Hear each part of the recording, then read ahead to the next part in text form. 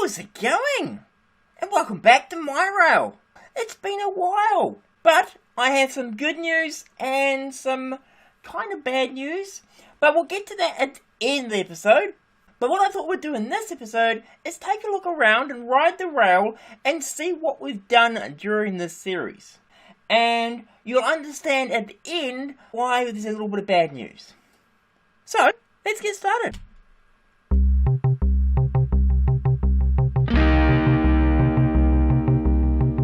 So if you remember at the very beginning of the series, we looked at the rail and we said this would be really cool.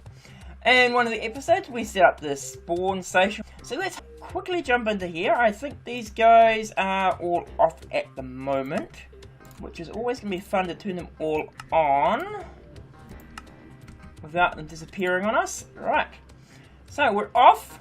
So we're going to leave spawn station behind. And we'll head off here. Now, of course, most of this is built in Lost Cities. So I didn't build a lot of these buildings. That one I did. But a lot of these buildings are actually part of the Lost Cities mod. And we should get off to a bit of a speedy start any moment now. There we go.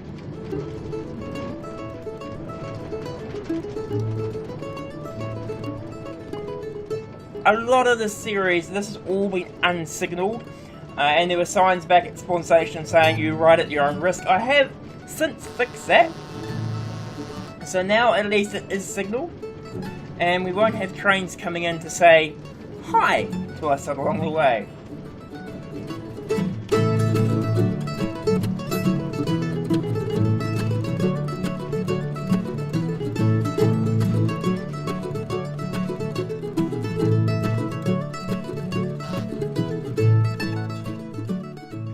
Reasons why I've been a little delayed is because I've been playing Manufactio, and that's a great pack. It's a bit like Factorio, but it's set in Minecraft, and you can do all of it. You can build up a factory and automation, and we're just getting into a more of a train-based factory now, but it means of course that I don't have as much time to do stuff here. Plus, this pack's getting a little old. You know, this is set on 1.10, and the current version of Vanilla is 1.16. Now we've just done the first main turn off, so we come in to the Waterview station up here.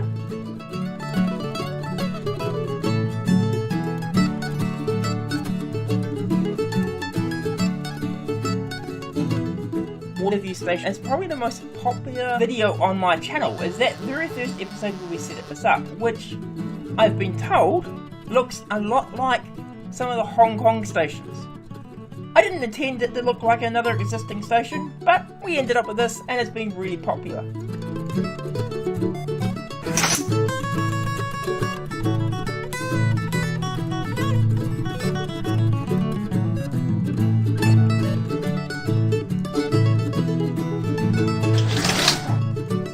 Now we're going to leave Waterview and continue on to the next station.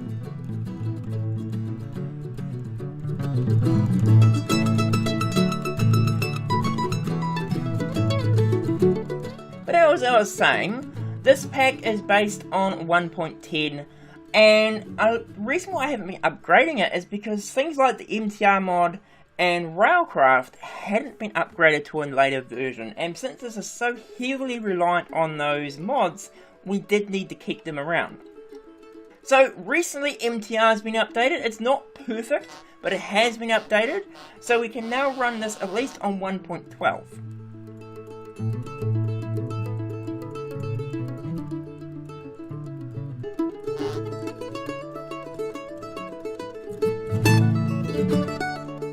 So one of the places that the passenger station doesn't even go past is our empowered oil production system.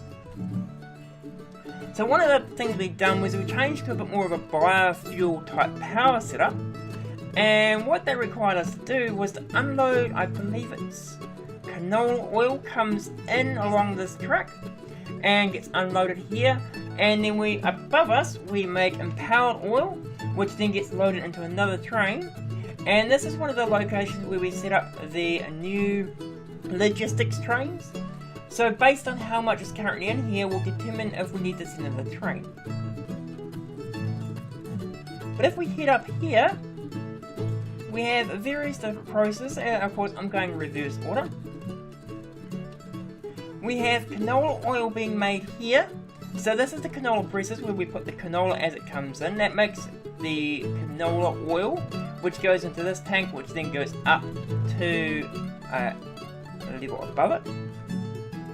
This level up here is making the normal oil by putting it into fermenting barrels.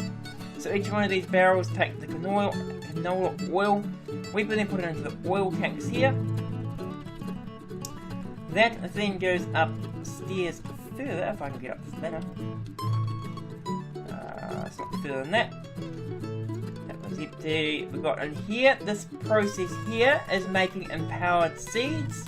So we take a canola seed again from down below, we dump it into this empowered liquid, and that will then convert it into an empowered seed, picks it back up and sends it up into this process, which takes more canola, and then once it's been converted, it then sends it back downstairs to be crushed. Probably one of the only times we've actually used the whole building for one item to be output. But we'll continue on the track.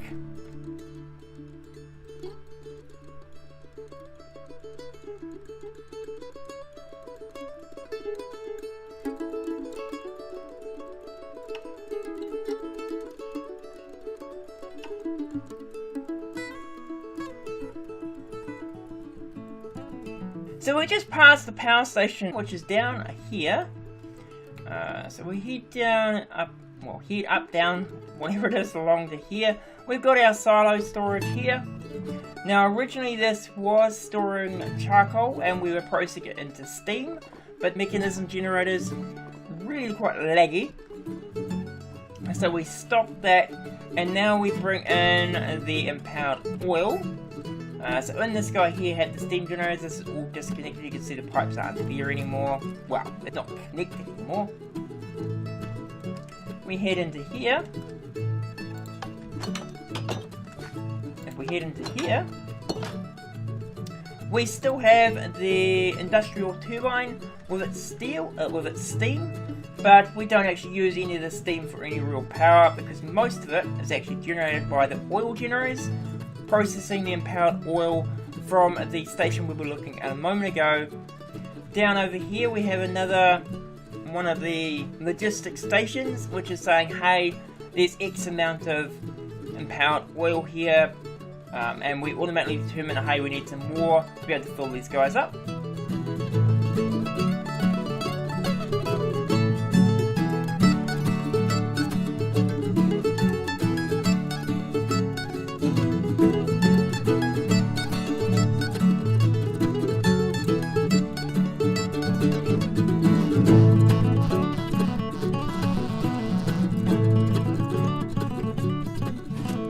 You don't realise how long these tunnels are until you're actually riding the train.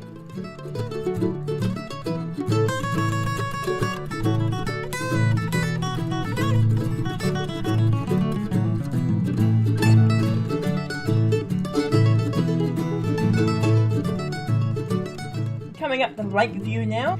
I don't have the fancy welcome to Lakeview signs that we had back at Waterview. But we do have all the MTR gates here as well.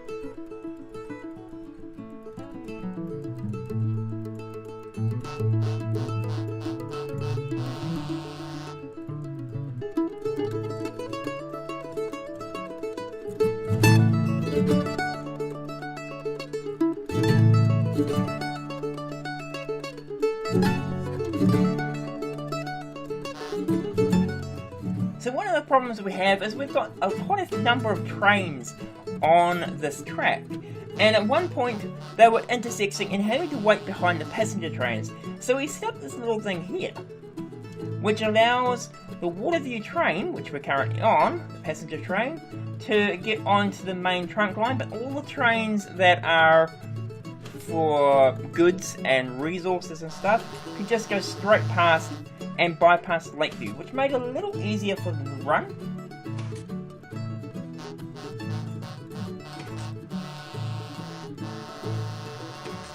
And then this was another little project we set up, which allows a train, like the one we're currently on, to bypass a slightly slower one.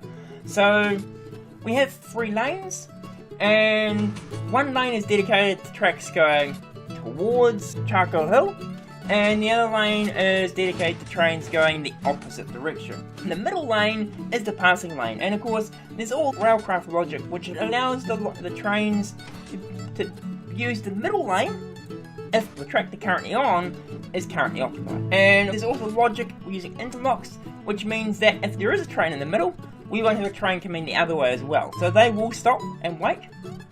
Another place we're going to have to come back and look at is Tree Farm Island, which is off in that direction.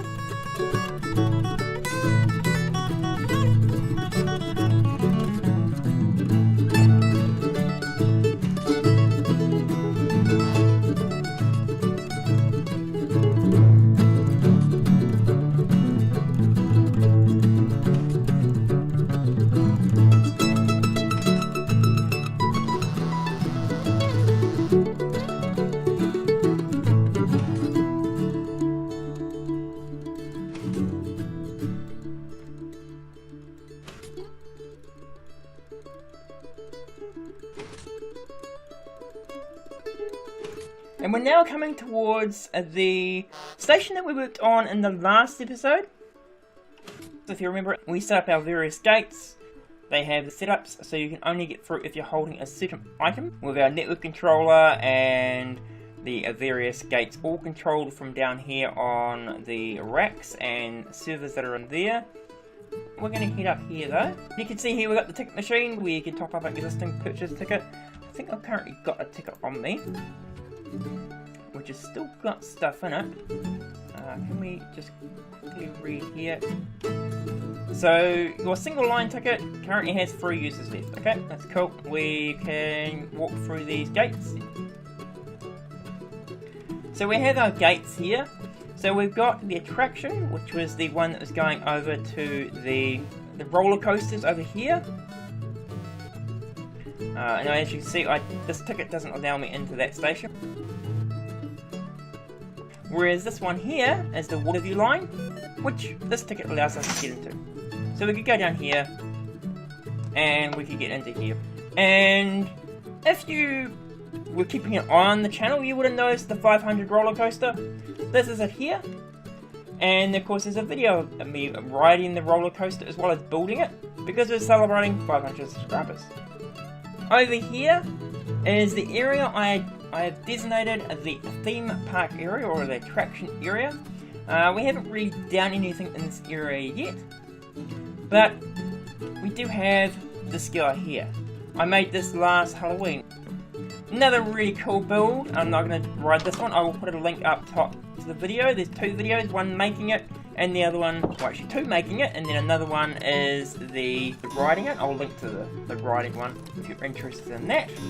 Probably still one of my favourite builds, to be honest. So from over there, we can get to Tree Farm Island, which is one of the first things we set up on this world, where we were using Steve's carts to plant the trees, to be able to collect the wood, and send it to a charcoal island. And this here has been one of the most difficult things to keep running, because the carts just keep getting stuck. I've come back here multiple times just to try and tie it up. So currently this thing's off. The idea of course is that it pick up all the wood and various other things, take them down onto the track that's down here, and you'll be able to see that the carts are all stored down here. This is one of the first things where we actually mixed Railcraft and Steve's carts, so have to jump over. Go this way. So you can see, not helpful. Yeah, and I've broken some of this track to stop things happening as well.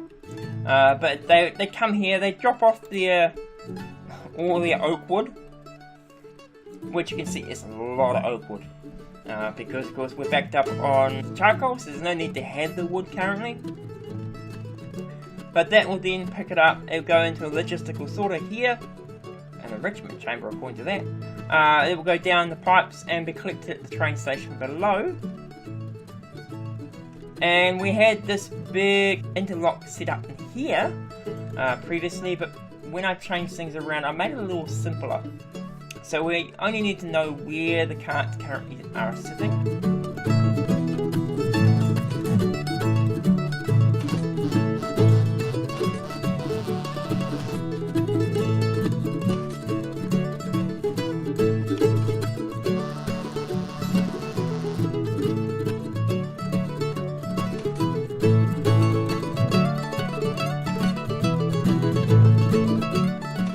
Comes a train on the track over here, so we should go into the middle like I was explaining, just like that. Look at that. So now of course another train won't come the other way because this track is currently occupied. So I was talking about how the free lane system works. You can see all the interlocks here that are set up just to make it so that only one train will enter at any one time. So if any of these interlocks are green, there is currently a train waiting to enter into that section. If this receiver box here is red, it means that the middle lane is currently occupied and none of these should be let go. If any of those turn green, and let's say this one here and that one there were green, then it would pick one of these. It wouldn't send both of them, because normally when you have a controller receiver set up, it'll pick both of them to go at the same time because they're both free. Whereas an interlock will only ever send one. And we've used these all over the place to make sure that we don't have crashes in trains. Hello train! That's probably the Waterview. Sounds like the Waterview. But yeah, you have the odd condition. In fact, if we look here, one of these, because we just seen a train go past, see, there it is. So you can see it's waiting there, it's then moving on to the next one. And then if it has to change lanes, this will turn red, which will mean the middle lane is not available, and none of these will be let go.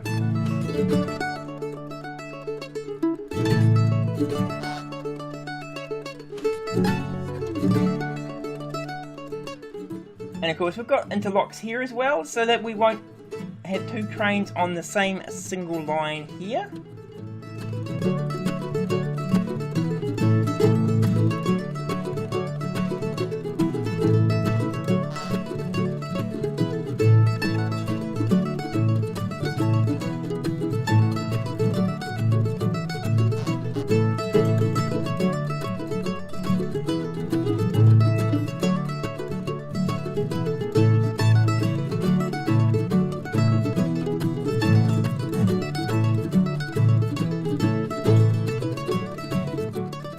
Coming up here to the final station, which is Charcoal Hill, and there's actually not a passenger system currently set up here, so we're going to end up going to the end of the line, and it just turns around, comes back around and continues that back. So I'm going to jump out around about here. This is our station for Charcoal Hill. I have turned a lot of those off to be a little more efficient on what we're doing. But you can see we've got the charcoal here, which is completely full, which is probably why I turned it off. And that auto loads into the trains that come into here. So every now and then a train will come along, pull into one of these lanes and be filled up, and then go on their way. And we're here upstairs, so it needed a lot of power. So as you can see, we've got all these coal generators, and these are just running the machines in this factory. But we have the coal generators, which are here to provide power.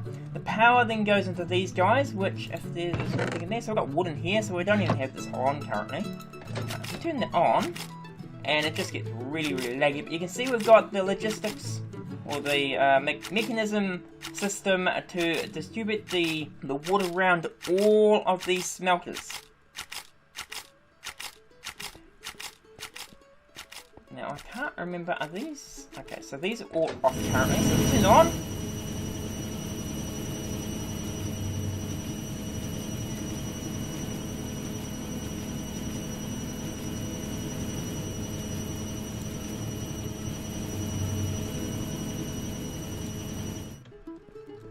Very, very noisy.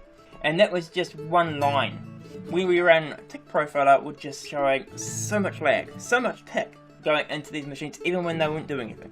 So I put these redstone signals in there just to stop them generating lag when they're not being used, which we don't need them at the moment.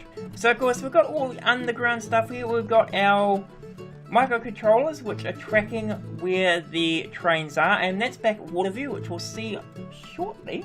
Coming back down this line here, the actual track goes in 3 different directions. We've got Waterview down that way. Over this way we have the rail yard, and down this way is where the quarry system is, and the Christmas tree and stuff like that. But we'll head down here, which is one of the cool things that I set up as well, using a little bit of railcraft and open computers, where we actually make trains as we need them. So we had all these trains here set up and ready to go. They're all currently off. They get filled up and then spat out over here when we actually need another train. We have our detection system here to work out what the train is. And over here, and if a train came back to here, and we don't want it, so the trains normally come in this way, they get detected and they might get shuffled off this way. Now, a train that has multiple carriages needs to be broken back up. So we used the decoupling tracks and coupling tracks to be able to make up and deposit trains. So normally what will happen is a train, if it doesn't need to be used, backs up into here and then starts reversing back into here, so that we can then decouple the trains, the carts. They all drop down to there, where we detect the type of cart there, and the train pulls it back itself back into there. Down here we have the rail yard, where we made up the trains.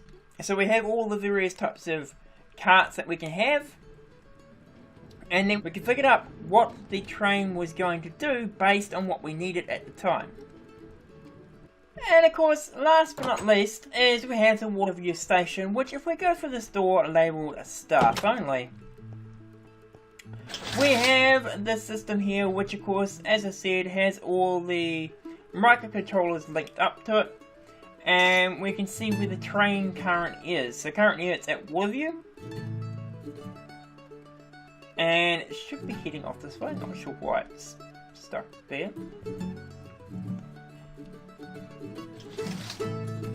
But you can see that the train follows along there, and that's done with those microcontrollers that we saw underneath the area.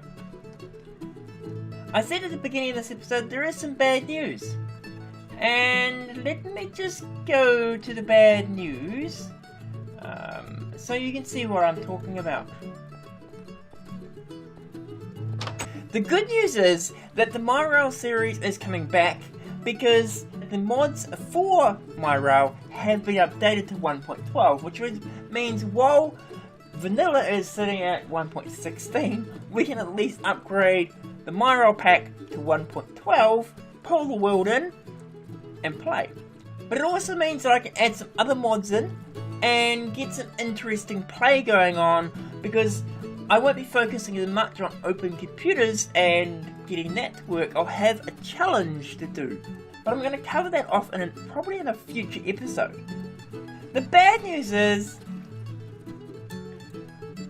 this is the upgraded version of the pack, and this is Waterview.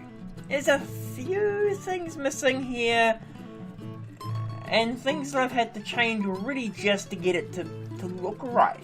For example, none of the Minecraft Transit Railway stuff is ported across.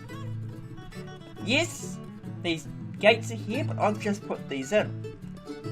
The good news is some of it's been fixed. The bad news is it's still a little buggy, because I can't get the escalators to work, and the gates don't open. And this is the power station. The mechanism pipes are gone.